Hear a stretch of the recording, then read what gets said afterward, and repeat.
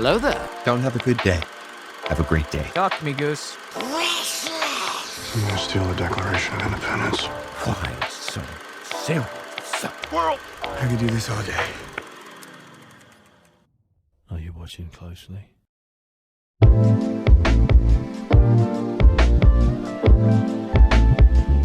Welcome everybody to the One-Eyed Film Podcast. I'm your host, Seth Mossberg. Today I got Will joining me to talk about The Greatest Showman, a very fun musical that we have loved from its inception, something like that. And yet it's got a lot of interesting themes that we want to talk about. How you doing today, Will? I'm doing pretty well. Just, living it up, I guess. Thanks so much for joining me today, Will. Yeah, Greatest Showman. That brings me back a ways, because that came out in 2018, I think. I think that was about... It's got to be earlier than that. There's no way. Really? I feel like 2018. I mean, maybe it was a little earlier. I mean, I just know that like when it did come out, it was like a big, just a big splash, especially for us, because a lot of our friends and a lot of are very much into theater, and this is loved a lot of the songs. And I was a little bit of a late stage coming into it. I mean, I think I've told you this before, but I remember when I first saw the poster for this, I thought it was The Greatest Snowman, not The Greatest Showman. So I learned later that was wrong. But I mean, I didn't watch this one in theaters when it came out, but pretty much I think all of our friends did. And I don't know when you watched it, but I did watch it later as a CD, which is my family, and I was really blown away. Like, that's one of the few movies where I was like, wow, that is really impressive. And I'm really excited to talk about it. So yeah, I don't remember watching it for the first time. It came out in 2017, by the way. That's about 6 years ago now. Yeah, I don't remember watching it for the first time, but I remember liking it. And what was weird is that I was on the fringe of a bunch of theater kids at the time. One of them including my sister, and it was very mixed reactions to like the whole concept of a movie musical, because sometimes those don't go over well either. Like, some people are like, oh, musicals should be for stage and kind of left alone at the movies, or else they'll kind of go bad. And I think that's kind of the whole vibe with this movie, is it's sometimes disregarded among the theater people but really loved by normal people. And it's also kind of along the same lines with Hugh Jackman and Zac Efron being in there, because they've kind of been in some mediocre musicals on their own. Like, Les Mis is sometimes kind of mid, and High School Musical is sometimes kind of mid, depending on your audience. did you just call High School Musical a mid-movie musical? That's why I said a certain audience. I'm just saying, I know your family, so that's really funny. I know, it's High School Musical, we'll put it at that. But taking actors from Les Mis and High School Musical, like I said, sometimes kind of mid musicals, and putting them together is probably not going to make the greatest musical of all time. Greatest Showman is a good musical, I would say. It's not anything crazy like the actual Broadway shows that most theater nerds are pining to see, whereas this is a good musical. Like, it's enjoyable, it's fun, it doesn't really have the best cast, but they can sing, so really, what do you have to complain about? There's some musicals where people just really can't sing, or they have someone replace their voice in the singing part, or whatever. I just know that it's actually pretty fun. It's a fun watch. Yeah, and I know that if you can just go into the songs themselves, because that's definitely one of like the big highlights for a lot of people. I mean, even those who have watched the movie and liked it, but a lot of people really have enjoyed the songs, and that's somewhat the case for me. Yeah, like, for example, like one of my favorite songs of all time, and you are well aware of this, is From Now On, which is not the last song, but it's one of the later ones near it, and I really love that one. Mostly, not so much like just the context of the film that it's set in, but mostly just like the words and kind of like the theme of the song itself. But the whole point of the song is that Hugh Jackman's character, B.T. Barnum, is like saying, I've messed up, I recognize that, and I'm kind of making this promise to myself that from now on, I'm not going to be blinded by the lights, I'm not going to be, going after these foolish dreams, I'm going to be focusing on my family, I'm going to go back to what really matters. And I really have enjoyed that, and it's really resonated with me, especially as I get older, because it's the idea about someone who's, I think that's also a really good just message in general, and that's one of my favorite songs. And so that's just an example of like some of the really powerful themes in this film. That there's a lot of them, but a lot of them are found through the music and the choreography, which I would say is pretty great. I've always found the music and the dance and the stuff like that to be just like very entertaining and very good. And we'll get to the significant themes of the movie in a little bit, but I wanted to talk about Barnum being a very driven, a very creative man, something I sometimes see in myself, so maybe that's why I resonate with him. He's a very driven man. He dreams big. He lets his imagination take him away. His head in the clouds, you know. He wants to become an entertainer. The only problem is that his mind is set at being that entertainer no matter the cost. But he also sees the good in things. Even when he got fired from his job at the very beginning of the movie, he takes time to be a storyteller and give that gift to his girls and be an optimist even when it looks bleak. Like, even when people are hating on the circus, he's trying to be the optimist for his crew, to be like, look on the bright side, you know. And that's kind of the happy-go-lucky, you know, there's not a care in the world as long as I'm happy. And that's another part, is happiness is a big theme in this movie. Barnum thinks that becoming bigger and more famous is going to bring him more happiness in his life, and therefore happiness for his family. It's not until his family leaves him halfway through the movie that he realizes that he was putting his happiness goals in the wrong place. He loved his family a lot, and he didn't realize how much they meant to him until they were gone. And he got distracted to the point that he lost the very thing that he was doing all of this for, like, for the happiness of his family. Like, he didn't realize that just being with his family was making him happy. And it reminded me, when I was rewatching it, of the 1 Corinthians 13 passage, the love chapter. If I don't have love, I'm nothing. For Barnum, he was doing what needed to be done in order to be a successful businessman, and that meant letting his family suffer, not having the father around, not having the husband around. He couldn't love them anymore, so he became nothing. Like, he just was doing it for self-glory. And for us, nothing that we do day to day matters unless it's out of love, whether it's for others or for God. We should be living our life with God at the forefront, because when we do that, everything has purpose. Like, when you realize that the Christian life has so much purpose behind it, like, anyone can live life. Like, that's what most people do. They live life, and they go to college, they get a job, they have a family, they grow up, they get old, they retire, they die. But when you have God behind it as the reason, then you have a purpose for it, and everything becomes meaningful. Like, a great example is marriage. Marriage really doesn't mean much except for reproduction, unless it's within the means and bounds of how God created marriage, to glorify him and to reflect the Son's eventual connection and marriage to the Church of Christ one day. Without the concept of God or love or this biblical foundation that we have to our life,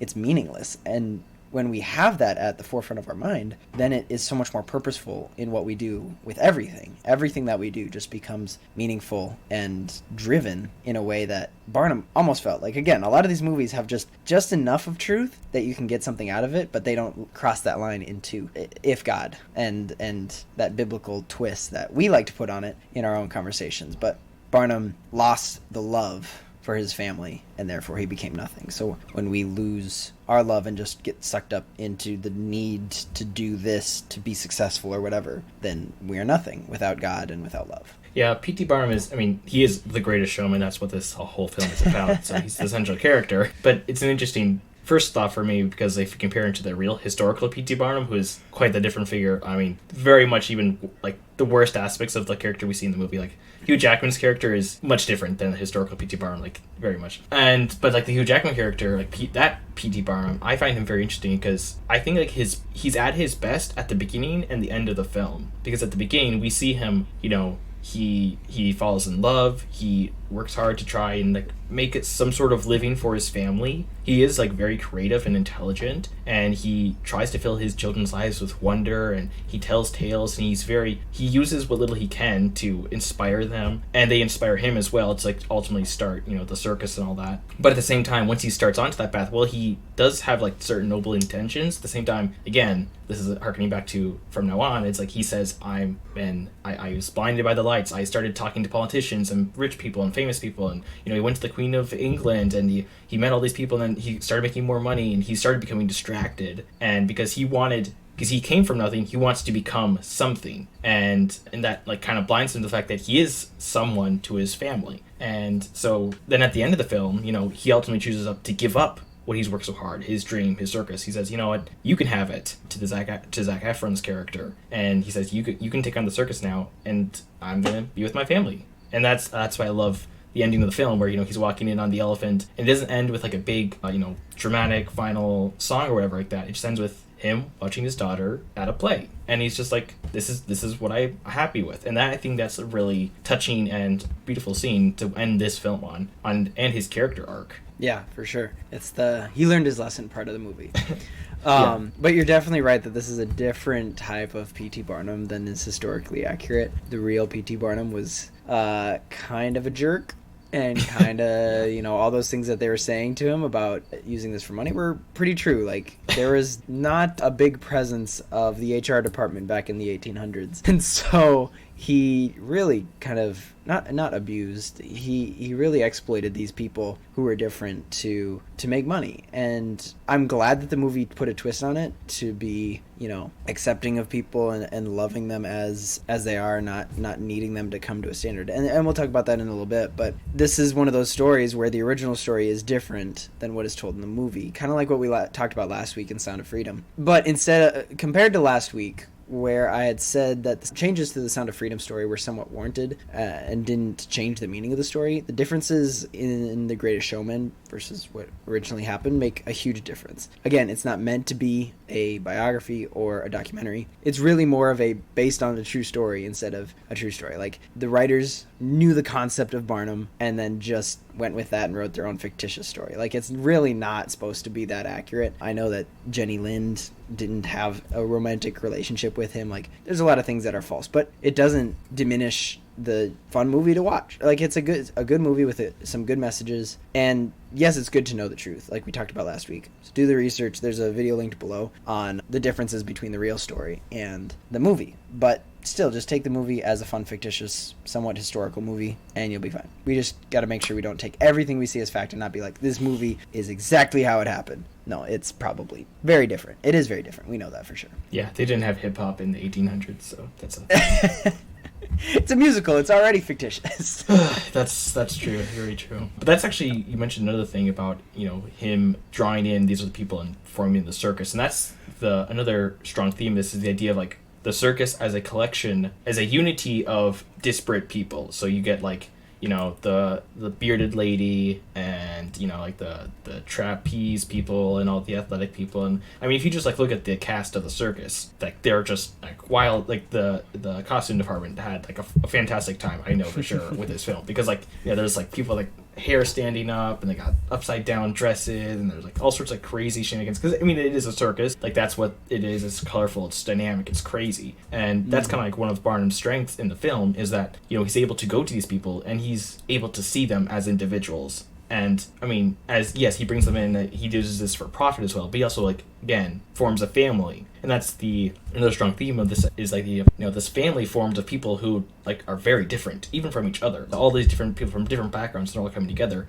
They're all united by Barnum and his purpose for this vibrant experience of, you know, entertaining people. At the end of the film, when Barnum's, like, in the bar or whatever, like, they are the ones who come to him, and they kind of encourage him to, like, hey, you know, we want our family back, we want our home back, we want the circus. And he doesn't know what to do, and they're part of the reason that in the From Now On song, again, another reason that I like it, is that they help encourage him, and he encourages them, and they all work together to, like, kind of rebuild afterwards. And so the idea of, like, you know, unity from diversity is very strong in this film. Which, again, I think is reflective of our culture, because we like to embrace the idea of diversity. So what's kind of, like, your thoughts on that?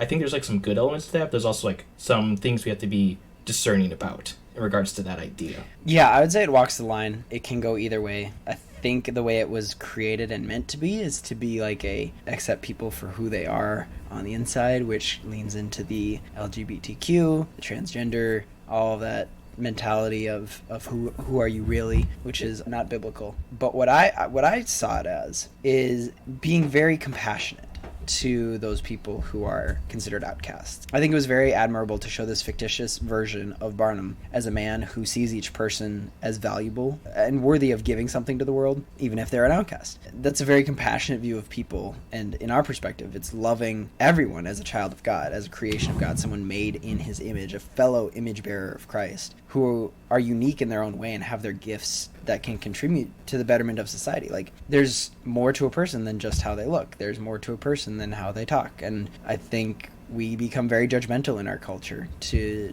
judge a book by its cover, and it doesn't help when that person has a great gift that has been shoved down because of people with negative attitudes towards who they are because of a different part of them. I think that's so sad that that can be our culture mentality and how we approach it. But part of the reason that Barnum is relatable, or the hero in some sense, is that he sees each person as what can they contribute, even though for him it was somewhat selfish. It was still to the point of letting them not be outcasts just for the sake of being outcasts, like valuing them for the reason that they should be valued, you know? I mean, that's pretty much all exemplified in the song "This Is Me," where like, they're all talking about, you know, I don't care what people talk about me.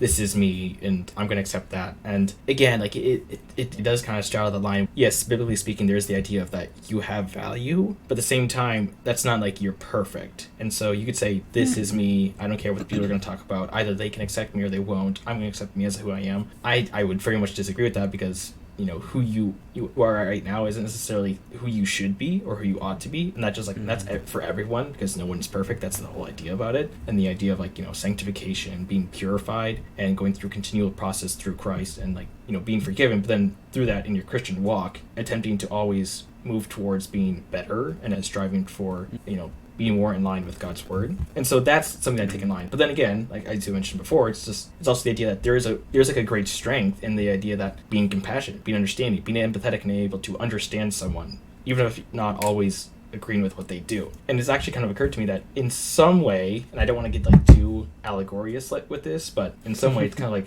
Christ is in a certain sense like the circus man himself, because he is the one who goes out into the world and he sees the individuals for who they are, for who they can be, and he brings them together, and from, you know, people from all walks of life, people who don't even necessarily know each other, and forms a family, a home out of that. And that's kind of like, you know, I find that in some sense very beautiful, because it's the idea of like we're all part of the church, we're all part of the family of God. Although, again, this is different from what is exactly is portrayed in the film. I get what you're saying. Again, I think it walks the line. It's a movie that kind of walks the line and can go either way. Almost like a tightrope. There's a joke in there. It wasn't done very well, but there's a joke in there somewhere. Yeah, it was probably made to lean to a left mentality of, I am fine the way that I am, I don't need to change. On the other hand, it's that would be a negative view when talked about in a Christian context of needing to be okay with who you are. Like, yes, you can have almost a satisfaction of where you are in life and be okay with that, but you also always want to be growing. And I think that's where This Is Me, the lyrics of that song, kind of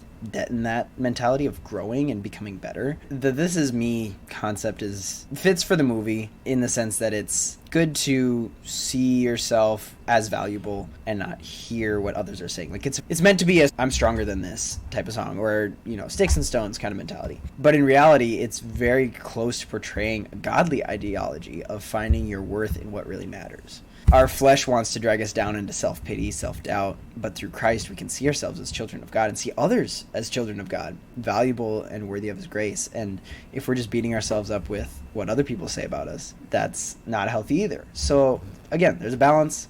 I think you can look at it either way. I think it's an alright mentality. You don't want to believe everything that this movie says. Like, This Is Me has its merits but also has its cons, so you also want to add stuff to it. Like it's a very bare bones. I would say it's a very bare bones type of movie where it just gives it to you straight, like every person has value individually. Yes, but they don't want to stay there. You don't want to leave them as just a valuable person. Like, how are they valuable? How are they gifted? How are they special? And lean into that both for others and for yourself. Like, look into that for yourself on how you can grow, how you can be better, how you can give those gifts to the world, you know? Yeah, so I'm kind of curious about your thoughts about the 2 semi-3 romances in the film. And by that I mean, like, there's the like the stereotypical kind of like sort of star-crossed lovers, in the sense that they want to rewrite the stars. I just did that. It's okay. But like there's kind of like the stereotypical romance between Zac Efron's character and Zendaya's character, which, you know, you see throughout the film. But then there's also like the romance between, you know, P.T. Barnum and his wife, and there's not really the romance, but then there's that interlude of sorts when Jenny Lind sort of falls in love with Barnum, but he doesn't reciprocate that, and how that kind of interplays. What's kind of like your thoughts about like those different things and how they're handled and kind of what they mean, I suppose, in the film and how they are portrayed? I think they're just parts of the film as plot points. The Zac Efron Zendaya characters don't even exist in real life. Like they weren't adapted from real people. Like that was just added for 2 stars to be love interests in a movie. the Jenny Lind, P.T. Barnum love affair didn't actually happen either. That was also dramatized for the movie. And apparently Barnum and his wife were happily married, even if he was kind of a dirty dog as a businessman. So yeah, I think it's all unnecessary. I think that it had some great songs. I love Tightrope. Never Enough is a beautifully sounding song. Rewrite the Stars is a great song. Like, it's just for the movie. It doesn't really have any meaning for me, at least. Or at least I don't think that they needed to be in there, but also I'm not mad that they are. I feel like you're not like the romance movie watching type of guy, which is fair. How could you tell? How could you tell, Will?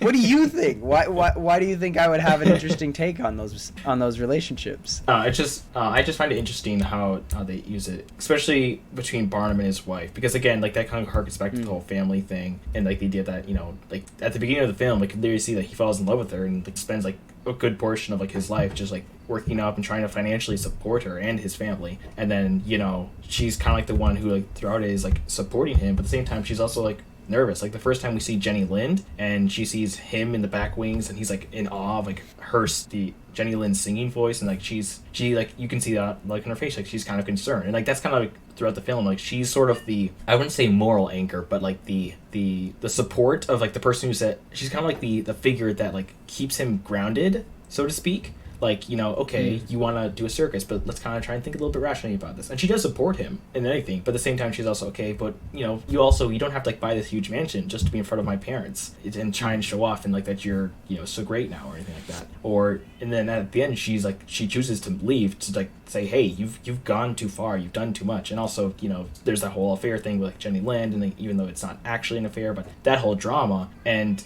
ultimately he's the one who realizes, oh, I have messed up, and then, you know, you get that they kiss at the end and they make up, and then ultimately they come back together and they reconcile. But I find her character like very interesting, and actually somewhat important for that part. Yeah. And then I suppose for Zendaya and girlfriend, that's just another classist thing. It's like, oh my goodness, we can't accept you because you're beneath me. Yeah. That was kind of grounding it in the time, because that was still the age of staunch racism and somewhat slavery, because that's what the 1800s were kind of defined as. And so having that relationship was kind of grounding it in that time, you know. It wouldn't be so bad now. It wouldn't be anything as bad. It just was good to kind of get a context for why he was feeling shame, not only being a part of the circus, but also being in love with her. I mean, it's also it's even more classist, because it's very much the vibe of, oh, you're a lower class, you're a part of the circus, you know, that's a lower, we're upper class, we're rich, we're whatever, yada yada yada. But it was also a little racist by the street folk who were criticizing Barnum, because Zendaya's character and her brother were black, and so that was supposed to be super bad, and that's why they were being criticized. But yeah, it was meant to be that was kind of a lost plot point among all of the other plot points. There was a lot of like side tangents in that movie. Yeah, I mean, it's interesting for Zac Efron's character, because like, again, like you mentioned, he's totally made up, but in some ways he again serves very much the counterpoint to Barnum, because he's like very hesitant. He's like kind of at the very beginning, like he's younger, he's more melancholic. He's like, you know, I'm a rich guy who's dissatisfied of sorts with life, and like everything, like he doesn't want to do anything with the circus because, one, he thinks it's dumb, and two, he doesn't kind of want to be associated with it. But then like throughout the film, he starts to get, you know, come alive, you could say. Like, I'm sorry, I'll stop. You are on it with these music puns, dude. I've waited a while for it. But yeah, that is a good point though. Like that, I think that song explains that pretty well though. That again, like he starts to become a part of the circus and to actually, you know, live more and to experience life and to fall in love. And that's the whole point of, I think, of the romance, is like he starts to feel things that he's never had before. And even though he is more of a realist than Barnum ever is, like he's kind of the reason that they are able to save the circus, because he saved money and didn't just, you know, get rid of it and all that sort of stuff, because he's a smart guy like that. But at the same time, he's the one who takes over. And now that's just like an interesting thing where it's not quite it's something of like a humbling for him, because he chooses to like sort of reject his past or his past status as a rich person. But at the same time, he also keeps some of like that more mature like realism and like pragmatism with him, but at the same time he also starts to experience truly living, or at least living more than he had, and being happy and falling in love and things like that, and becoming the next Showman. I talked a little bit ago about Barnum being a very driven man, a man who had big dreams, big creative aspirations. And he had the idea for this performance building, which was, it started off as a museum and then turned into the circus. And kind of an application type of thought. Pastors always end their sermon with an application for how does this apply to us. It's like, sometimes people have crazy ideas. And then they get in their head and they're like, that's really dumb. That's really stupid. I think more people need to act on their crazy ideas. I have a podcast. I didn't think I would have a podcast a number of years ago, but then I started to think, I was like, what if I started, talking with my friends and putting those conversations online for others to interact with and to develop their own thoughts and conversations about it. And now here we are, season 2, and I love it. Like it's a passion of mine. It's a hobby that keeps me busy, but I don't think enough people really want to try the dreams that they have. Like sometimes they do seem ridiculous, but you never know if it could be the next big thing. It doesn't even need to be the next big thing. It could be a legitimately fun hobby. And so if any of our listeners have a great idea or a silly idea or whatever, like try it. And nothing should be stopping you. Again, this is why we're talking about it in this episode, is because Barnum had this crazy idea and everyone told him this is dumb, this is stupid, you shouldn't do this. And he kept going because he was driven and he was creative. And he blocked out all the hateful comments and all the hecklers and all that just to keep doing what he loved. So I think people need to try a little bit more and try and do the crazy stuff. Like it's fun to do what your heart loves to do, and if your passion is in it, then just do it. And on the flip side, we should have more grace to the people trying new things. Like we get very critical of people doing something that isn't normal, or just doing something goofy. Like people can be harsh and rude to creatives, to creative ideas who are just trying something new. And I want to encourage people who have an idea to just do it. One, regardless of the haters, but also don't be a hater. You just encourage people to try stuff. On top of that, as a Christian, with the Christian mentality of God as our Father, when you give that passion, that idea to God, He can use your creative ideas for the kingdom. And sometimes it won't be realized right away. Like sometimes I wonder if this is all the podcast is going to be. And I'm fine with that. But it would be great. It would amaze me to have it grow one day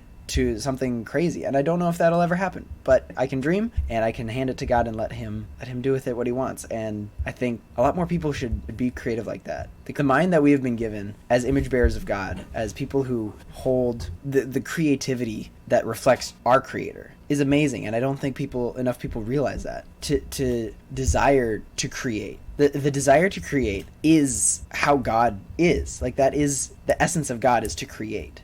He created on the first week of creation. He created everything and continued to flourish that throughout the last thousands of years. We create things like technology, new engineering things, new components, new things to better life. We create ideas and conversations and bring up new things to talk about. And that is what we do as creations of the great Creator, the big C Creator. And in his image means that we have the essence of him inside us, and that is the desire to create. And that's different for everyone. And I would highly encourage our listeners to figure out a way that you can be creative in your own life for the glory of God, is what I would say. That was beautiful said. I love that rant. So then just one kind of last thing about The Greatest Showman is I have always enjoyed this film. It's just one I can sit down and I don't watch it a whole lot, but I do enjoy it whenever I do watch it, and I've never really found something too bad with it. I think it's a very solid film, and how we kind of like to say, if we could rewatch it, I rewatch it all the time. And again, from now on, it's one of my favorite songs from it. I don't hate any songs from the movie. I don't really hate anything from the movie per se, but I do think there are certain elements that you need to be careful of, a few elements that you need to be discerning about, and that just be aware about that. Yeah, like I said, it walks the tightrope, if you will, and can go either way. So don't get sucked into its worldly ideologies of I'm enough, I don't need to change anymore. But you have to lean on the side of I am worthy. I'm worthy of God's grace. I'm worthy of value. I have value, but I can also change. I can grow. I can be better. So it walks the line, walks the tightrope, and I think that's a pretty good movie. It's a good neutral movie. I would say it's a solid rewatch. I rewatch it every once in a while. It brings me some joy. Like it's one of those where I just watch it and I'm like, it's partly nostalgic. even though it's only 6 years ago, but it's forever ago as I get older. But yeah, it's a very fun movie to watch, and I don't care if it's not a real musical. It's good enough for me, I would say. Yeah, I mean, if you talk to any of my friends, they can attest that whenever From Now On comes on for my Spotify playlist, like, I get into it because there are certain themes and messages within it that I really enjoy about the film, and so that makes it just really enjoyable to watch it. But yeah. All right. Awesome. Thank you, Will, for joining me for this episode. Thank you, listener, for listening. Follow us on all our socials linked below in the description. Share this with your friends. Let everyone know about the conversations that we have. Have those conversations on Discord. We try and get some conversations going on there for us to talk about and have a fun place to talk about stuff as a Christian community. So join us over there and get connected with a bunch of fans of movies and Jesus. Movies and Jesus. Pretty good combo, I would say. Anyways, thank you guys so much for listening. We'll see you next week. God bless. Yep. See you guys later. Bye-bye.